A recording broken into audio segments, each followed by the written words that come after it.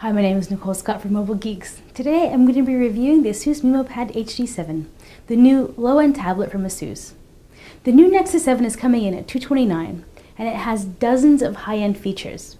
So, does this budget HD7 at $150 have what it takes to pull people away from a premium budget tablet at a killer price? Stay tuned, because that's one of the things I'm going to be looking at in my review today. The HD7 comes with a 1.2 GHz MediaTek 8125 quad-core CPU with 1 GB of RAM, and it's running Android 4.2. The tablet comes with either 8 or 16 GB of storage, but ASUS is also offering users 16 GB of web storage for 1 year on top of that. As an added bonus from the original Nexus 7, we have a micro SD card slot. It also sports a 1280 by 800 IPS LCD display that for the $150 price point offers very decent results. The HD7 is comfortable to hold with plenty of grip and a moderate weight of 10 ounces or 303.3 grams. It's also a compact device at 7.7 inches tall, 4.7 inches wide, and that being said, it's actually 0.43 inches thick, makes it a little more chunky than the old Nexus 7. The HD7 has a beast of a battery at 4,054 milliamperes that will get you almost 10 hours. The new Nexus clocks in at about 7.5, and the old is about 9.5. ASUS offers the Memo Pad HD in 5 different colors: white, pink, green, blue, and black. Now let's take a closer look at the camera. The ASUS Memo Pad HD7 has a 5 megapixel shooter on the rear that can produce sharp photos with vivid colors if the conditions are perfect. It'll do in a pinch, but I wouldn't be relying on it for your family vacation photos. The HD7 captures 1080p video with a bitrate of 18, and if you're careful about how you take the video, it can look quite good. Here's a shot of the Taipei Arena on a cloudy day. So now, what didn't we like about the HD7? Well, to start off with, it has an incredibly awkward power and volume button.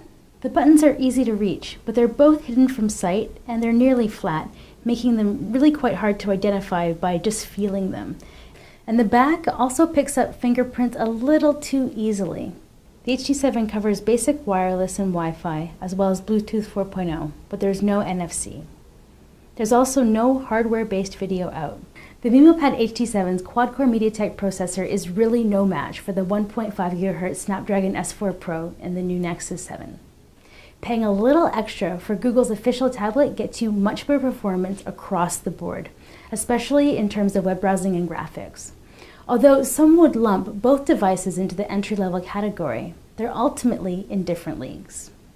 So where's the difference? Well, basically it comes down to gaming.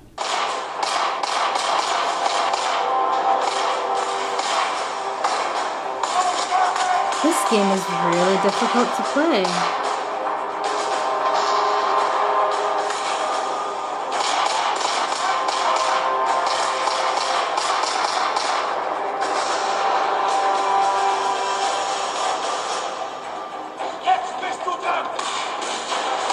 The HD7 speakers are quite loud and at high volumes are undistorted. But the sound performance is quite good for the price range. You definitely do lose a bit of that high-end feel now that the rubber back of the Nexus 7 is gone.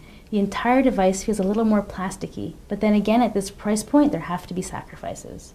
So what did we like about the device? Well, ASUS is using a 1280 by 800 IPS LCD display that produces accurate colors and has very wide viewing angles.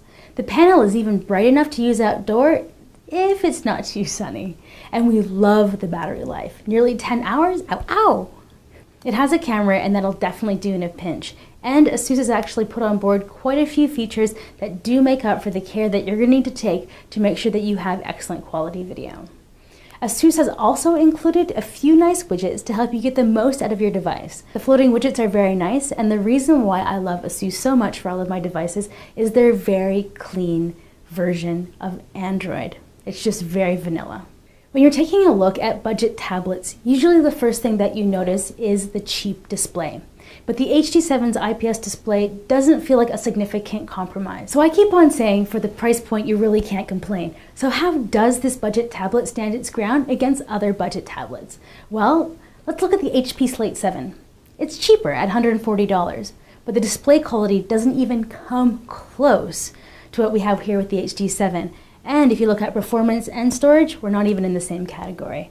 And now if we look at the $200 Galaxy Tab 3 7.0, it's simply too expensive. Looking at a tablet that has to go toe-to-toe with the HD7 in terms of price, you're basically looking at the Hisense Zero 7 Pro. It's also $150, but it offers you 8 GB of storage, and you actually have HDMI out. So what is my final verdict of the ASUS Memo Pad HD7?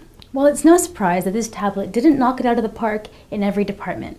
I mean, ASUS has to create different products for different price ranges, and they can't offer high-end premium features on their budget tablet.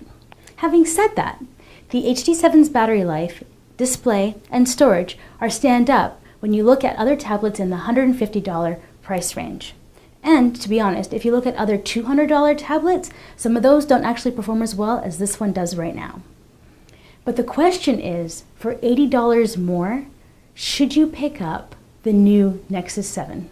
I mean, there's definitely a lot of gems in there. Wireless charging, a way better processor, a killer display, tighter packaging. But let's look at the reasons why you might want to pick this up over the new Nexus 7.